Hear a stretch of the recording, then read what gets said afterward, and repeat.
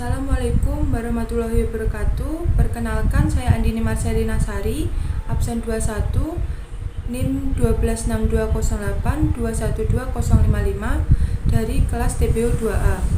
Saya membuat video ini untuk memenuhi tugas akhir mata kuliah Filsafat Pendidikan Islam. Yang pertama, dengan soal bagaimana konsep ideal pendidikan Islam yang sesuai dengan konsep, sistem, dan tujuan pendidikan Islam. Konsep pendidikan Islam yang ideal yaitu membentuk manusia yang bertakwa kepada Allah SWT dengan baik dan bertanggung jawab, serta membina potensi spiritual, emosional, dan intelijensia secara optimal.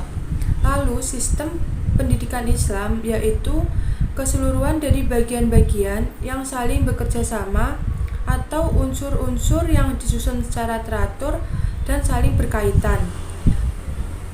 Sedangkan tujuan pendidikan Islam yaitu menurut Ibnu Khaldun berpendapat tujuan pendidikan Islam berorientasi ukrawi dan duniawi. Pendidikan Islam harus membentuk manusia yang taat kepada Allah dan membentuk manusia yang mampu menghadapi segala bentuk persoalan kehidupan di dunia. Menurut Al-Ghazali, tujuan pendidikan Islam adalah kesempurnaan manusia di dunia dan akhirat. Manusia dapat mencapai kesempurnaan melalui ilmu untuk memberi kebahagiaan di dunia dan sebagai jalan mendekatkan diri kepada Allah. Jadi, menurut kedua ahli di atas, tujuan pendidikan Islam mencakup dua aspek utama, yakni mewujudkan kebahagiaan hidup di dunia dan kebahagiaan di akhirat. Dan diharapkan setiap individu yang baik, bermoral, berkualitas, sehingga bermanfaat bagi banyak orang. Namun, Al-Quran dan hadis yang menjadi pijakan utama dapat diimplementasi ulang dengan memadukan nilai sosio-kultural. Yang kedua, analisislah kondisi terkini perkembangan pendidikan Islam di dunia yang ternyata tidak sesuai pada tataran implementasi, tidak seideal dengan apa yang ada pada tataran konsep. Menurut Daniel Bell, seperti yang dikutip Abu Dinata, bahwa di era globalisasi, keadaan dunia ditandai adanya 5 kecenderungan, yaitu kecenderungan integrasi ekonomi yang menyebabkan terjadinya persaingan bebas dalam dunia pendidikan, kecenderungan fragmentasi yang menyebabkan terjadinya peningkatan tuntutan dan harapan dari masyarakat. Yang ketiga, kecenderungan kemajuan teknologi. Yang keempat, kecenderungan ketersalinggantungan. Dan yang terakhir, kecenderungan munculnya penjajahan baru dalam bidang kebudayaan. Permasalahan yang dihadapi pendidikan Islam masa kini di antaranya adalah hancurnya pilar-pilar pendidikan karakter, eksistensi lembaga pendidikan Islam seperti pesantren dan madrasah yang harus bisa mengembangkan kurikulumnya agar sesuai dengan tuntutan zaman dan lain sebagainya. Dan yang ketiga, analisislah penyebab kurang majunya pendidikan Islam dari berbagai perspektif jika dibandingkan dengan Barat dan berikan solusi penilaian kalian. Penyebab kurang majunya pendidikan Islam menurut Aslan adalah kebodohan, ilmu yang tanggung, kemalasan, lemahnya semangat berkorban, hilangnya etos kerja, hilangnya kepercayaan diri, dan hilangnya kepercayaan.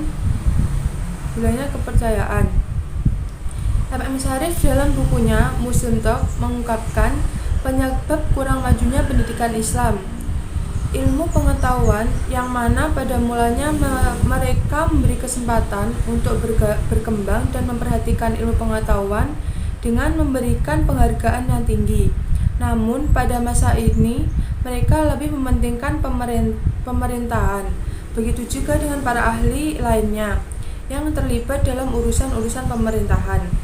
Yang kedua, terjadinya pemberontakan yang dibarengi dengan serangan dari luar, sehingga menimbulkan kehancuran yang mengakibatkan berhentinya kegiatan pengembangan ilmu di dunia Islam.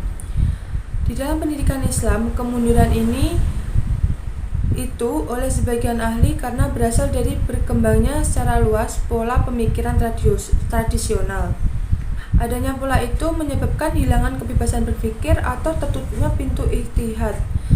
Maka para ahli tersebut mengutip ijtihad sebelumnya tanpa menemukan pemecahan terbaru tentang hal permasalahan yang sedang berkembang dari hasil pemikiran mereka.